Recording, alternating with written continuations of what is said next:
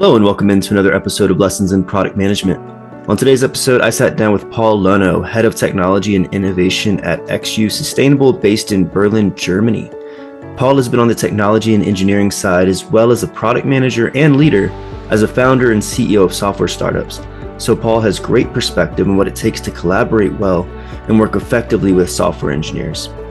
On this episode, we talk about Paul's background in product and engineering, the role of AI in learning platforms and what they're working on at XU Sustainable, how product managers can work better with engineers, how much technical knowledge should a PM have, PM anti-patterns and what drives engineers crazy, how to better manage your workload as a PM, and how you can better earn engineers' trust. I hope you enjoy it. Hey, Paul, welcome to the podcast. Very happy to be here. Thank you for the invitation, John. Yeah, absolutely. It was super fun to be on the podcast with you for Product and Cake, and excited to now have you on Lessons in Product Management. Yeah, that is a very good one. So if you want to hear a little bit more about John's history, then make sure to tune in into the Product and Cake episode with him. Absolutely. Go subscribe to that podcast as well. Leave it a good rating and review, and let's all grow the community together, right? Yes, we can only learn and grow together. That's the beauty Absolutely. of our jobs. For sure. So, Paul, for the listener who's hearing from you for the first time, maybe not a subscriber of Product and Cake just yet, tell the listener about yourself, a little bit about your background and what you've been up to lately. There's a lot of cool stuff that you're doing. Yeah, definitely. So I'm looking back to 20 years in the product tech scene now. So I am located here in Berlin, Germany, and as a lot of startups are here, I somehow discovered how to develop websites back in the day. Yeah, and turned out a lot of people were in need of websites. So I founded an agency and we built all technical stuff for bigger companies. And we grew that to around 30 people. And we were like the tech people who come and do the stuff nobody understands. Yeah, and that is still something that draws a line through my CV. So after 10 years of doing jobs for others, I was really missing this shared vision. So the idea we all have in common and we know why we are here and working all day and this one bigger thing. So I stepped out of the agency business and I founded my first product startup called Nepos, where we tried to build a tablet computer for elderlies. So basically, we wanted to enable our parents and grandparents to also benefit from all the tech innovations that are happening. So we built our own tablet computer based on open source components. We built our own infrastructure and operating system and communication in between.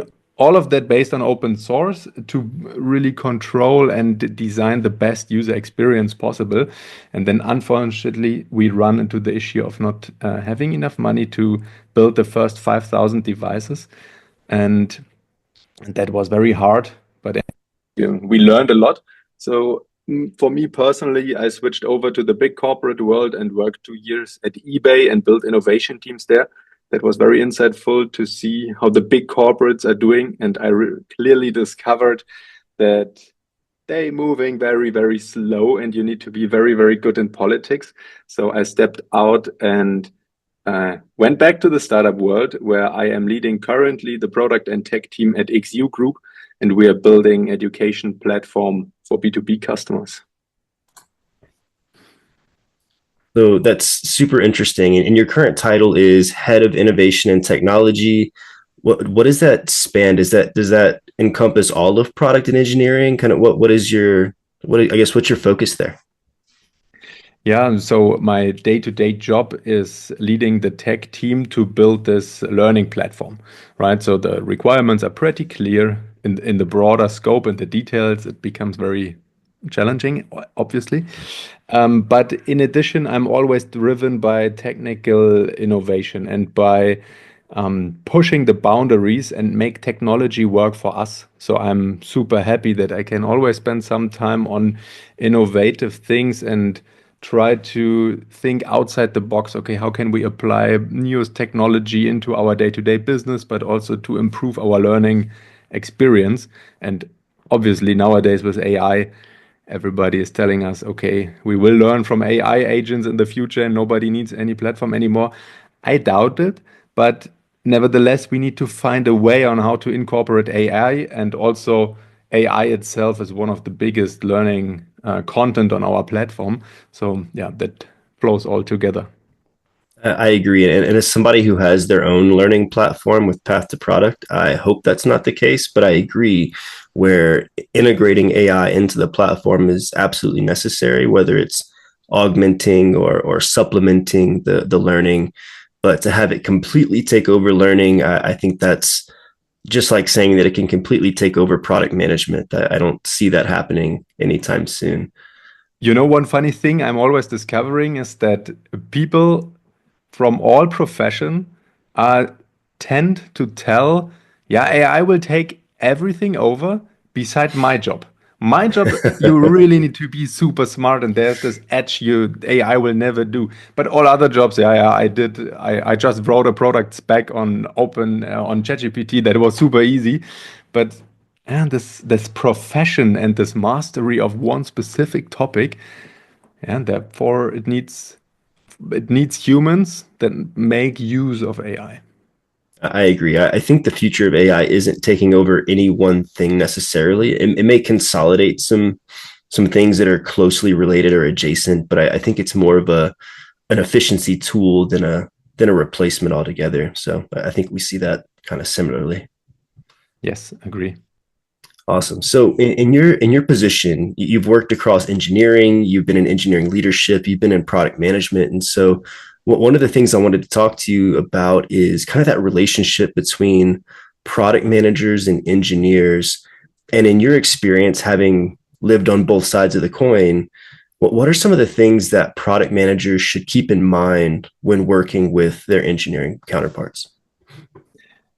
Yeah, that is an excellent topic that really drives me, and um, I really try to avoid the sentence we have in our podcasts much too often, saying it depends, because yeah, every team is different, right? But there are some things that are similar, and for me, the most important thing for a product manager is to create psychological safety, right? We are all most likely all read the studies from Google who um, investigated what excellent teams differs the good teams, and it was a safe space where everybody is free to commit failure, to ask questions, and to depend on other teammates. So working through that pyramid is super important, and think about how can you be the one person everybody is motivated and interested in going to, and will find a sparring partner. Similar to my AI story, I think a product person, whoever, whatever role title you have, that tries to solve your problem is not the very best, right? Because you want to have someone where you can say, I have this and that problem or challenge, and then you get a dedicated, knowledgeable answer that brings you on new ideas. Because yeah, you want to be the best in your profession, right? And you learned so much and you did so much and you know very well the technical setup. You don't want to have someone jumping in from the side and said, "Oh, I think I just put it in ChatGPT and now I know how to write an architecture. And look, you should have these and that module connectors. Then it should be easy." No, no. Explain me the why and the bigger picture, and give me the room where I can ask more questions. Yeah, I love that. I was gonna go in that direction of asking what psychological safety means because everyone's different, right? And so have you seen the definition of psychological safety differ based on the personality or the mindset of the engineer that you're working with? That is a good question. Because in the end, everybody is slightly different. And as product people, need to understand that and to talk to them and find the right words and give the right responses and room for people, it will be slightly different from every person. But having the basics like dependability as the ground layer. So you know you work with great people. The people know what they are doing. They are reliable. They do what they say. They don't have any hidden side agendas. Um, that is very common. I mean, how you do that in the team, how you facilitate that, that is maybe different. But creating that need of okay, we can rely on each other. I think that is always the same requirement. Yeah, no, I think that makes sense. And you said something that deeply resonated with me in my experience, and that's always being clear about the why. Why are we trying to do this? What are we trying to solve and why? And then giving the team space to figure out how we do that. I've also wondered too, and I think a lot of PMs wonder, how technically competent do I need to be? And I'm curious if that plays into the psychological safety for engineers to know that they have a competent product manager, not just on like the business and UX side, but can they understand enough of what I'm saying to like make suitable trade-offs in terms of scope or complexity and how that might intertwine or contradict the business or customer requirements. Yeah, that is a thin line, I would say. I met a lot of product people who said, "Hey, I took a coding class, and now just give me access to your GitHub repo, and then I will find out what to do." And today it is even more possible, right? Because you can throw it into Cursor, and then it will do more or less a lot of things. But I think the real benefit you as a product person can do is finding the structure your team wants to work, right? And that also connects to what you said, like how do you give the room to people, especially in this remote world? And I saw it also a lot of times they said, yeah, I give you room, just come back when you are ready.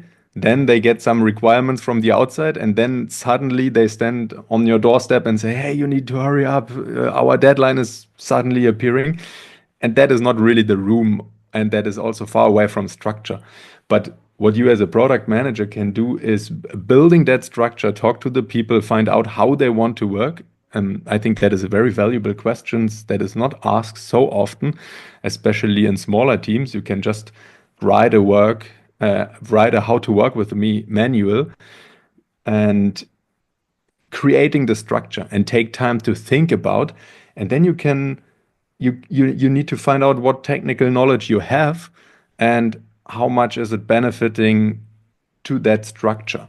And that is also very, very different. But one thing in common is use the product. Be the one who is the first one at the day clicking on the product, on the production system, on the QX system or QA system, and so on and so forth, and know what is going on. Nothing worse than a product manager who pretends to had the coding skills and then never clicked or never logged in. And we as engineers, we see it very clearly everywhere, right? What what is happening on the platform. No, for sure. And I've actually gotten that feedback too, where engineering counterparts, when I just started a new job, are like, how are you the PM and you don't know the product? And I'm like, I've been here for like 2 weeks, but like Yeah. the expectation to your point is that the product manager deeply understands the product.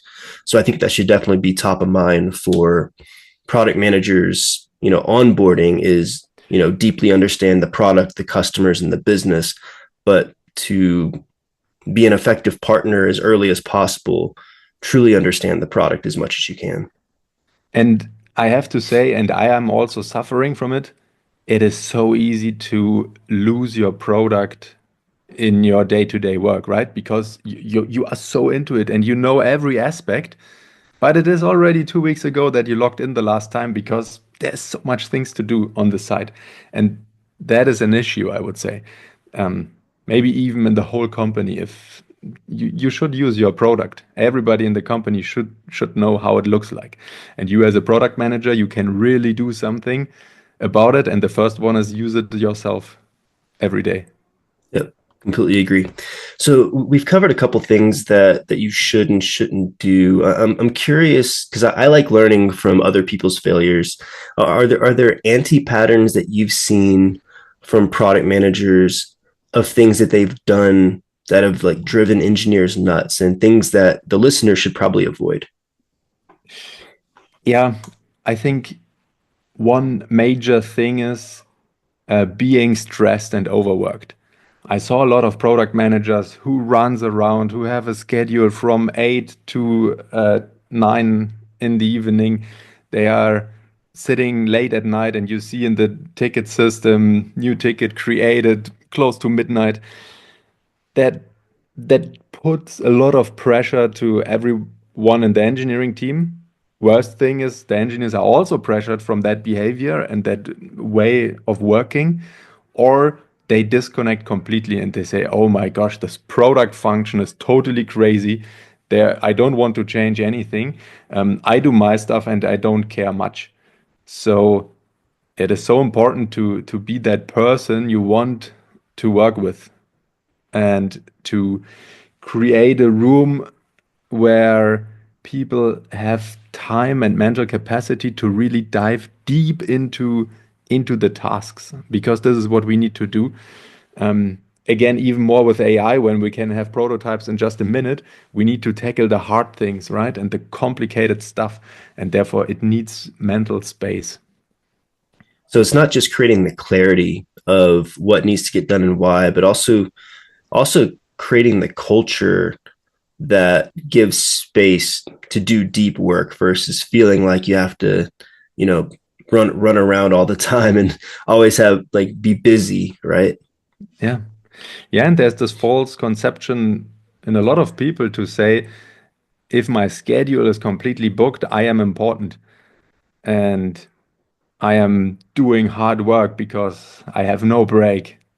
But then you give bad answers and you write stressed messages in between, and the engineer can't understand and is maybe too shy to ask because you look so busy. And yeah, this is not helping. Yeah, I've seen that before when I worked in one particular job where that was my schedule. The cost of coordination was so high across so many parts of the organization where I felt like that's all I had time for. And to your point, my answers were short. They weren't very well thought through. And I felt like I was doing a disservice to my engineering counterparts because I was hardly ever around for them to talk about trade-offs and, you know, where maybe the acceptance criteria wasn't very clear, or there were some pieces that I didn't understand that we needed to talk through. And it created delays because the team didn't want to move forward with a certain direction because they weren't confident and they wanted my opinion on it. And so, yeah, I agree with you. Like, you have to be able to carve out space for your team and not get so caught up in the whirlwind of the day to day. Yeah. There's one interesting concept or exercise you can do, um, that is splitting your tasks into offense tasks and defense tasks. And defense tasks are all the stuff where you are responding, where you get the ball and you throw it immediately away again, right? Answering chat messages, as you described, all the nitty-gritty stuff, and it is so easy to fill your full day with it. And the offense tasks, that are really the brain work that puts your team forward, that change significant things in the structure, for example, or creates a new roadmap or product vision or engineering strategy, whatever. But that is something where others can rely on and that pushes your team forward. And if you find yourself only in the defense all day long, then there's an issue.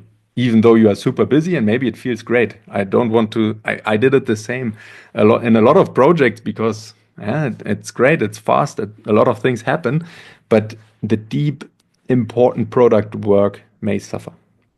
I love that, the offense versus defensive work that needs to get done. On a similar note, one of the things I learned that I had to do was actually block the time on my calendar.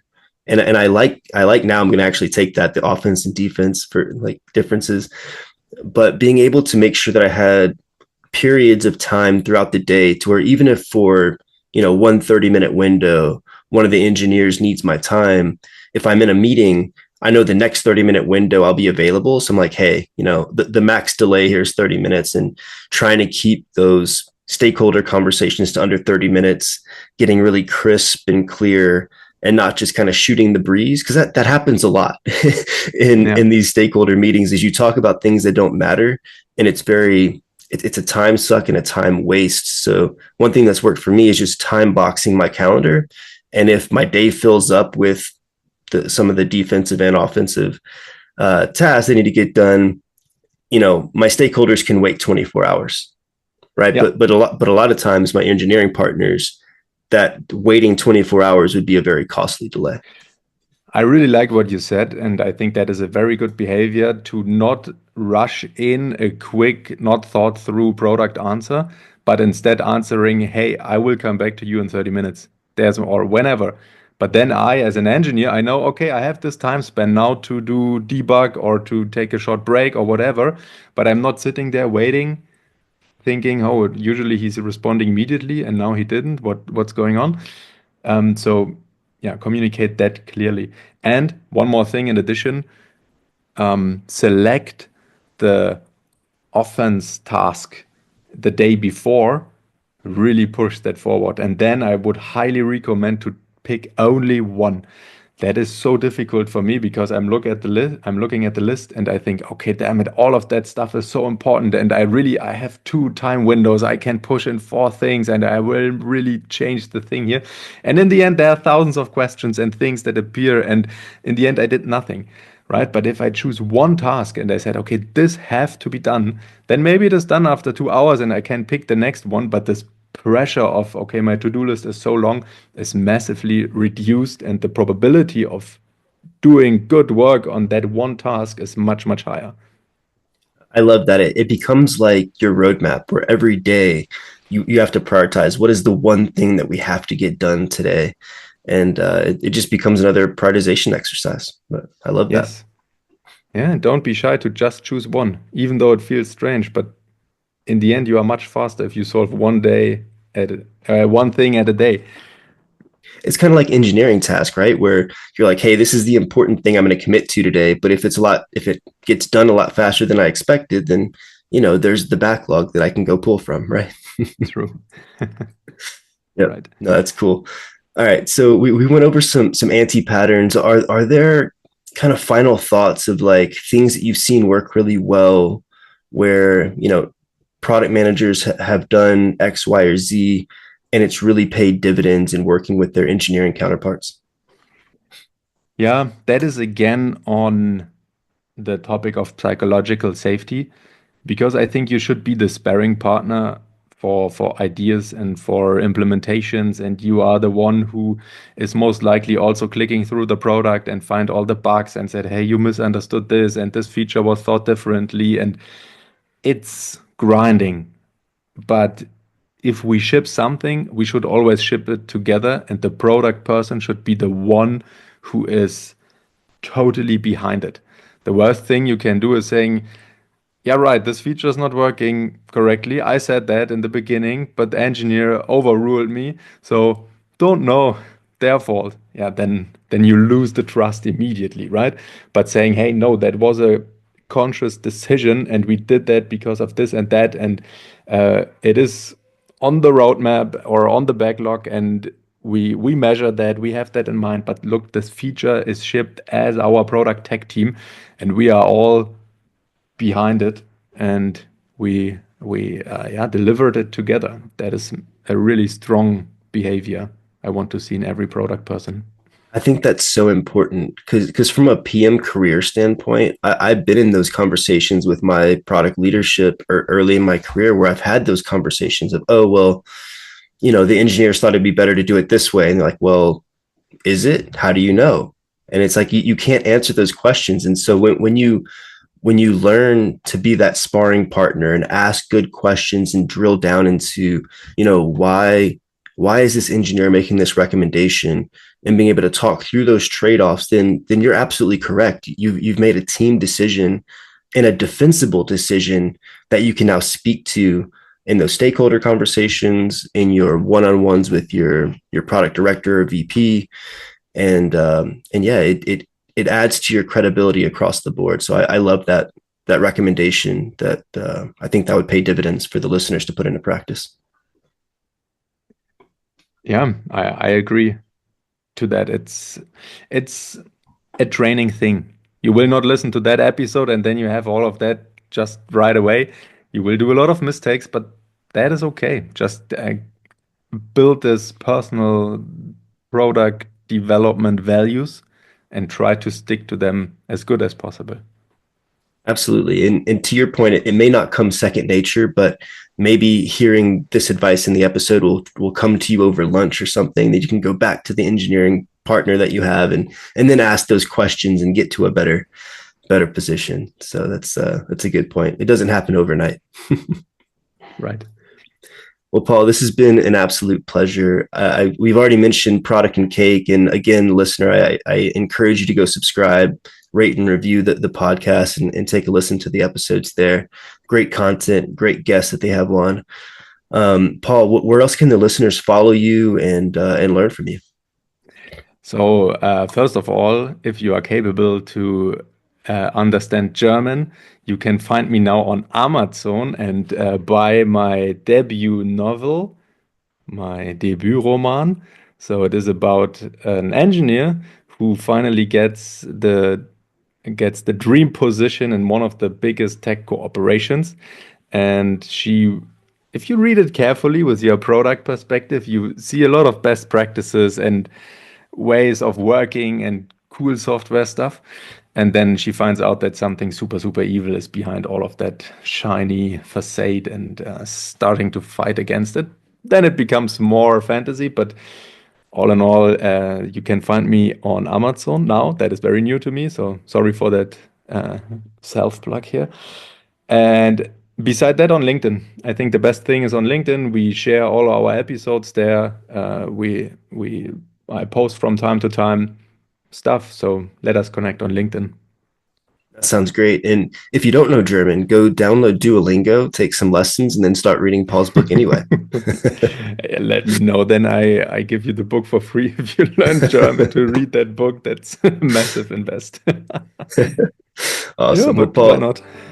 thanks for joining, man. And no problem on the self-plug. That's what the end is for. So thanks for sharing the book. And I know we have a sizable German audience. So if you are listening and you can read German, don't delay. Go find the link in the show notes.